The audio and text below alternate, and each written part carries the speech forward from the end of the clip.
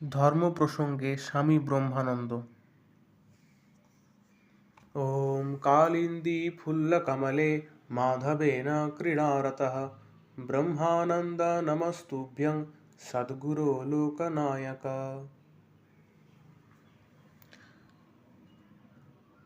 স্বামী ব্রহ্মানন্দ মহারাজের সঙ্গে ভক্তদের কথোপকথন। স্থান আলমবাজার মঠ, 1 জুন 1897। প্রশ্ন: মহারাজ, ঠাকুরের কথা কিছু বলুন। ঠাকুর সকলকে কিভাবে দেখতেন? উত্তর: তিনি সকলকে ভগবান ভাবে দেখতেন। যখন স্বামীজি তাঁকে একদিন বলেন, আপনি আমাদিগকে এত ভালোবাসেন, শেষে কি আপনার জড়ভরতের মতো অবস্থা হবে নাকি? তিনি তার উত্তরে বলেন, জড়কে ভেবে জড়ভরত হয়ে থাকে, আমি যে চৈতন্যকে ভাবি রে। যেদিন তদিগেতে মন আসবে, সেদিন সব দূর করে তাড়িয়ে দেব। ঠাকুর একদিন কী কারণে স্বামীজির সঙ্গে কথা বলেননি, তাহাতে স্বামীজি কিছুমাত্র বৈলক্ষণ্য বোধ না করে অম্লান বদনে থাকায় তিনি বলেছিলেন, এ মস্ত আধার। আবার কেশব সেন একদিন স্বামীজির খুব প্রশংসা করায় তিনি বলেন, অত প্রশংসা করনি, এখনও রাসফুল খাবার ঢের দেরি। তিনি বলতেন, ভগবানের জন্য কীরকম প্রেম চায়, যেমন কুকুরের মাথায় ঘা হলে পাগলের মতো ছটফট করে ঘুরে ঘুরে বেড়ায়, ভগবানের জন্য সেইরূপ অবস্থা হওয়া চাই। ঠাকুর কাহাকেও 2-3 দিনের বেশি কাছে থাকতে দিতেন না।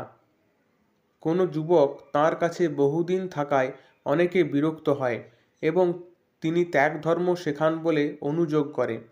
তিনি তাতে বলেন, ও সংসার করুক না, আমি কি নিষেধ করছি, কিন্তু আগে জ্ঞান লাভ করুক, তারপর সংসার করুক। আমি কি সকলকে কামিনী কাঞ্চন ত্যাগ করতে উপদেশ দিই? যাদের দেখি একটু চেতিয়ে দিলেই হবে, তাদেরই বলি। তিনি অপর সকলকে বলতেন, তোরা আমড়ার অম্বল খেয়ে যা, অম্লশূল হলে তখন ওষুধ নিতে আসিস। ঠাকুর কখনো কখনো সকলকে জিজ্ঞাসা করতেন, এ আমার কেমন স্বভাব বলো তো? যারা আমাকে 1 পয়সার বাতাসা দিতে পারে না, যাদের একখানা ছেঁড়া মাদুর বসতে দেবার সামর্থ্য নেই, তাদের কাছে এত যায় কেন? পরে নিজেই আবার বুঝিয়ে বলতেন, এদের দেখি যে সহজেই হবে, আর সকলের হওয়া বড় কঠিন, যেন দইয়ের হাঁড়ির মতো, দুধ রাখা চলে না। তাদের তিনি বলতেন, তোমাদের যাতে শীঘ্র শীঘ্র ভগবান লাভ হয়, এজন্য প্রার্থনা করি।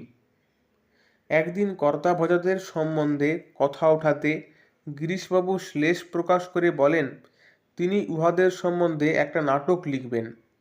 গিরিশবাবুর এইরূপ কথা শুনে ঠাকুর গম্ভীর ভাব ধারণ করেন এবং বলেন, দেখো, ইহাদের মধ্যেও অনেক সিদ্ধপুরুষ হয়ে গেছেন, এও একটা পথ।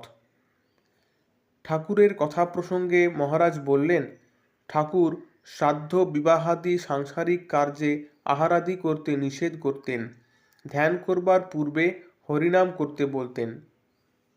ঠাকুরকে একদিন স্বামী তুরীয়ানন্দ যখন জিজ্ঞাসা করেন, কাম যায় কি করে, তখন তিনি বলেন, যাবে কেন গো, ওটাকে অন্যদিকে মোড় ফিরিয়ে দাও। এইরূপ রাগ, লোভ, মোহ ইত্যাদি সম্বন্ধেও ওই কথা বলেন। এই কথা শুনে এর প্রাণ খুব উৎসাহিত হয়ে ওঠে। তিনি বলতেন, যেখানে অত্যন্ত ব্যাকুলতা, সেইখানেই তাঁর অধিক প্রকাশ। তিনি কাউকে কাউকে বলতেন, নিজেকে দেখিয়ে, এখানকার প্রতি ভালোবাসা রেখো, তাহলেই হবে। সে এক আশ্চর্য ব্যাপার হয়ে গেছে।